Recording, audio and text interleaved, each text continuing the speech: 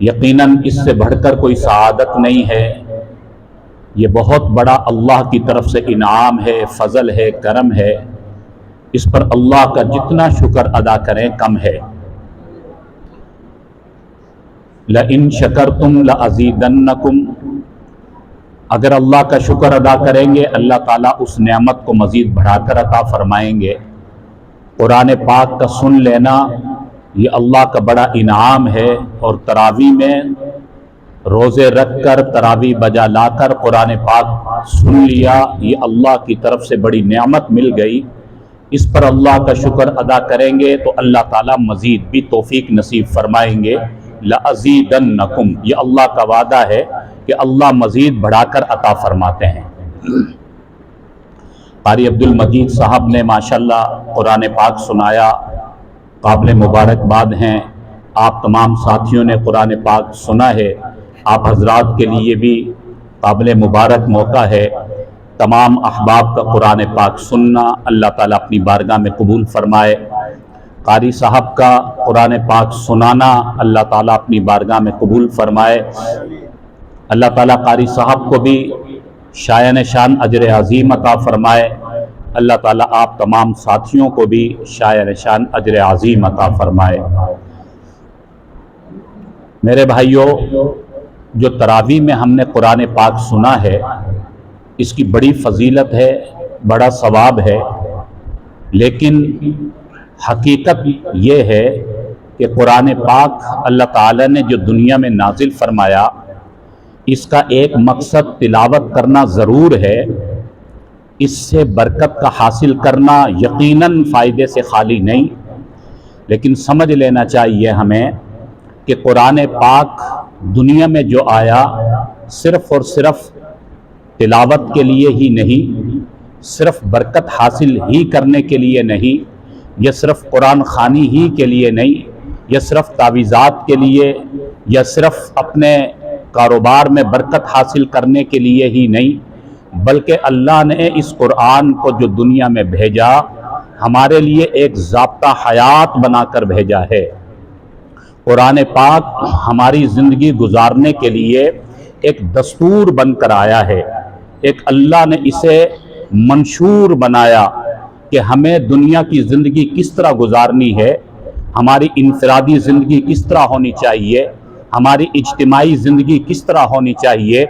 اللہ کا قرآن قدم قدم پر ہماری رہنمائی فرما رہا ہے۔ تراویح میں جو قاری صاحب قرآن پڑھ رہے تھے، ہم سن رہے تھے، تو یہ قرآن ہمیں صدائیں لگا رہا تھا، یہ قرآن ہمیں سمجھا رہا تھا کہ تمہیں دنیا کی زندگی کس طرح گزارنی چاہیے، اس کے لیے اللہ کے قرآن سے روشنی حاصل کرو۔ یہ آیات جو ہم سن رہے ہیں، یہ آیات ہمیں بتا رہی ہیں کہ تمہاری انفرادی زندگی کس طرح ہونی چاہیے، تمہاری اجتماعی زندگی کس طرح ہونی چاہیے، تمہارا کاروبار کس طرح ہونا چاہیے، تمہاری تجارت کس طرح ہونی چاہیے، تمہارا اٹھنا بیٹھنا، تمہارا کھانا پینا، تمہارا رہن سہن، تمہاری انفرادی زندگی، تمہاری اجتماعی زندگی، تمہارا گھر کا نظام، تمہارا باہر کا نظام، تمہارے خوشی کے مواقع، تمہارے غمی کے مواقع، زندگی کے تمام معاملات میں تم نے کس طرح چلنا ہے، کس سے روشنی حاصل کرنی ہے، طریقہ کون سا اختیار کرنا ہے، یہ قرآن ہمیں بتا رہا ہے، یہ قرآن ہمیں سمجھا رہا ہے۔ کتاب انزلناہ الیک لتخرج الناس من الظلمات الی النور، اللہ قرآن پاک میں فرماتے ہیں ہم نے اس قرآن کو، اس کتاب کو اس لیے نازل کیا لتخرج الناس من الظلمات الی النور، تاکہ ہم لوگوں کو ظلمتوں سے، اندھیروں سے نکال کر روشنی عطا کریں۔ معلوم یہ ہوا کہ اللہ کا قرآن ہمیں اندھیروں سے نکالنے کے لیے آیا، ہمیں روشنی دینے کے لیے آیا، یہ قرآن ہمیں پستیوں سے اٹھانے کے لیے آیا، بلندی عطا کرنے کے لیے آیا، یہ قرآن ہماری کامیابی کا ذریعہ بن کر آیا، یہ قرآن دونوں جہانوں کی فلاح کا ضامن بن کر آیا۔ اب جو اس قرآن سے وفا کرے گا، اس قرآن سے محبت کرے گا، اس قرآن سے نسبت جوڑے گا، اس قرآن کے مطابق عمل کرے گا، اپنی زندگی کو اس قرآن کے مطابق بنائے گا، اپنے گھر کے نظام کو قرآن کے مطابق بنائے گا، اپنی تجارت اور معیشت و عدالت اور زندگی کے تمام معاملات میں جو اس قرآن کے مطابق چلے گا وہ کامیاب ہو جائے گا، اس کی دنیا بھی کامیاب ہو جائے گی، اس کی آخرت بھی اللہ کامیاب فرما دیں گے۔ تو یہ قرآن پاک میرے بھائیوں ہمارے لیے مشعل راہ ہے۔ ان ھذا القرآن یہدی للتی ہی اقوم، اللہ فرماتے ہیں اس قرآن کے ذریعے ہم قوموں کو ہدایت عطا فرمائیں گے، اس قرآن کے ذریعے ہمیں ہدایت ملے گی، ہمیں صراط مستقیم کا راستہ نصیب ہوگا، اسی قرآن کے ذریعے سے اللہ ہمیں کامیابی عطا فرمائیں گے، عزت عطا فرمائیں گے، عظمت عطا فرمائیں گے، اسی قرآن کے ذریعے سے اللہ ہمیں سکون کی دولت نصیب فرمائیں گے، عافیت اور اطمینان کی دولت نصیب فرمائیں گے۔ یہدی للتی ہی اقوم، قوموں کی ہدایت اللہ نے اس قرآن میں رکھی، قوموں کی بلندی اللہ نے اس قرآن میں رکھی، قوموں کی فلاح اللہ نے اس قرآن میں رکھی ہے، دونوں جہانوں کی کامیابی کو اللہ نے اس قرآن میں رکھا، اس لیے فرمایا کہ یہ قرآن ھدی للعالمین ہے، یہ شفاء لما فی الصدور ہے، یہ انہ لکتاب عزیز ہے، یہ مجسمہ نور ہے، یہ منبع رحمت ہے، یہ سراپا ہدایت ہے، دنیا میں بھی کامیابی دلانے کا ذریعہ، آخرت میں بھی کامیابی دلانے کا ذریعہ، اس لیے کہا کہ وہ معزز تھے زمانے میں مسلمان ہو کر، ہم خوار ہوئے اس زمانے میں تاریخ قرآن ہو کر۔ ہم نے قرآن کو ترک کیا، اس لیے آج ہم پریشان ہیں، اس لیے آج ہم کاروبار میں بے برکتی کا رونا روتے نظر آتے ہیں، آج اس لیے ہمارا معاشرہ بگڑ گیا، ہمارا ماحول بگڑ گیا، ہمارے گھر کی زندگی میں بے سکونی آ گئی، ہمارا کاروبار خراب ہو گیا، معاشرہ دن بدن کشمکش کا شکار ہو گیا، کیونکہ ہم نے اللہ کے قرآن کو ترک کر دیا، اللہ کے قرآن کی تعلیمات کو چھوڑ دیا، اللہ کے قرآن کی روشنی کو چھوڑ کر غیروں سے روشنی کو مانگا، غیروں کی تہذیب کو اپنایا، غیروں کے کلچر کو اپنایا، جب غیر کے تمدن کو اپنی زندگی کا حصہ بنایا تو ہم سرگرداں ہو گئے، پریشان ہو گئے، کشمکش کا شکار ہو گئے، بے سکونی کا شکار ہو گئے، اس لیے آج ہم پریشان ہیں۔ وہ معزز تھے زمانے میں مسلمان ہو کر، کیونکہ انہوں نے عمل کر کے دکھایا، قرآن سے محبت کر کے دکھائی اور قرآن کے مطابق زندگی کو بنایا، تو اللہ نے ان کو معزز بنا دیا، اللہ نے ان کو دنیا کے اندر ہی عزتیں اور عظمتیں نصیب فرمائی۔ وہ صحابہ اکرام کہ جنہوں نے حقیقی معنوں میں قرآن پر عمل کیا تو اللہ نے دنیا میں ہی ان کے لیے رضی اللہ عنہم ورضوا عنہ کے اعلان فرما دیے کہ یہ وہ صحابہ ہیں جو اپنے اللہ سے راضی ہیں اور اللہ ان سے راضی ہو گیا ہے۔ اللہ اکبر۔ دنیا میں ہی اللہ نے ان کے لیے جنت کے اعلانات فرمائے اور دنیا میں ہی اللہ تعالیٰ نے ان کو اپنی رضا کی سندیں عطا فرما دی۔ تو میرے بھائیوں، یہ جو تراویح میں ہم نے قرآن سنا ہے، اس قرآن پر عمل کرنے کی ضرورت ہے، اس قرآن کے افکار کو سمجھنے کی ضرورت ہے، اس قرآن کی تعلیمات پر چلنے کی ضرورت ہے۔ ہماری ساری محرومیوں کا ازالہ اس قرآن کے اندر موجود ہے۔ جو آیات میں نے خطبے میں پڑھی ہیں، سورہ انفال کی 2 آیت، 3 آیت اور 4 آیت، یہ 3 آیات کی تلاوت کی ہے۔ سورہ انفال جو ہم نے تراویح میں قرآن پاک کی سورت سنی ہے، پورا قرآن پاک اس طرح ہمیں مختلف انداز میں رہنمائی عطا فرما رہا ہے۔ سورہ انفال کی یہ 3 آیات ہیں، ان 3 آیات میں اللہ رب العالمین نے ایمان والوں کی 5 صفات کا ذکر فرمایا ہے، ایمان والوں کا تعارف پیش فرمایا۔ یہ قرآن پاک ہم نے سن لیا، برکت حاصل کر لی اور رمضان گزرا، غلافوں میں بند کر کے الماریوں میں سجا دیا، پھر مڑ کر ہم نے نہیں دیکھا کہ جو قرآن ہم نے سنا یہ ہمیں کیا بتا رہا تھا، کیا ہمیں سکھا رہا تھا، یہ ہمیں کون سے افکار دے رہا تھا، کون سا صراط مستقیم کا راستہ دکھا رہا تھا۔ جب ہماری توجہ قرآن پر نہیں ہوگی تو کہاں سے ہمیں صراط مستقیم ملے گا، کہاں سے ہمیں وہ حقیقی علم حاصل ہوگا، وہ حقیقی نور حاصل ہوگا۔ تو ان آیات میں، یہ قرآن پاک میں ایمان والوں کا تعارف بتایا جا رہا ہے، ایمان والوں کی 5 صفات بیان کی جا رہی ہیں۔ اللہ رب العالمین خود قرآن پاک میں ایمان والوں کے لیے بتا رہے ہیں کہ جن میں یہ 5 صفات ہوں گی وہ حقیقی مومن ہوں گے، وہ حقیقی کامیاب انسان ہوں گے، اللہ کو راضی کرنے والے ہوں گے۔ ہمیں یہ 5 صفات سمجھنی بھی ہیں اور ان پر عمل بھی کرنا ہے۔ اگر یہ 5 صفات سمجھ میں آ گئی، یہ صفات اپنی زندگی میں ہم نے اپنی زندگی میں اپنا لی، ان پر عمل کر لیا، تو پھر قرآن نے اولئک ھم المؤمنون حقا کی گواہی دی ہے۔ اللہ ان کے لیے انعامات کا ذکر فرما رہے ہیں۔ تو آج کا ہمارا یہ سبق ہے کہ ان 5 صفات کو سمجھنا ہے۔ سورہ انفال کی ان 3 آیات میں اللہ تعالیٰ نے 5 صفات کا ذکر فرمایا، اور ان 5 صفات میں 3 قسم کی عبادات کا ذکر فرمایا، اور پھر آخر میں 3 قسم کی عبادات پر 3 ہی قسم کے انعامات کا ذکر فرمایا۔ یہ بطور تمہید کے سبق یاد رکھیں۔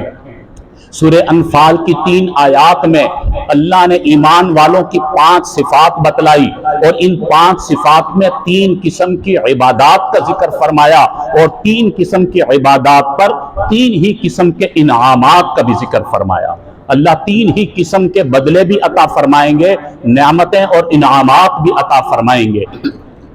ارشاد باری تعالیٰ ہے انما المؤمنون الذین اذا ذکر اللہ وجلت قلوبہم، فرمایا کہ بے شک ایمان والے لوگ وہ ہیں کہ جن میں پہلی صفت اذا ذکر اللہ وجلت قلوبہم، کہ جب ان کے سامنے اللہ کا ذکر آتا ہے، اللہ کا نام آتا ہے، تو ان کے دل خوف سے کانپ جاتے ہیں، ان میں خشیت الہی پیدا ہو جاتی ہے۔ اللہ کا نام سن کر، اللہ کا ذکر سن کر ان کا دل نرم ہو جاتا ہے، دل میں اللہ کا خوف پیدا ہو جاتا ہے۔ تو یہ ایمان والے کی پہچان ہے کہ اس کا دل سخت نہیں ہوتا بلکہ دل نرم ہوتا ہے۔ جب وہ اللہ کا ذکر انسان سنتا ہے، وہ مسلمان اللہ کا نام سنتا ہے، تو اللہ کا خوف ان کے دل میں آتا ہے۔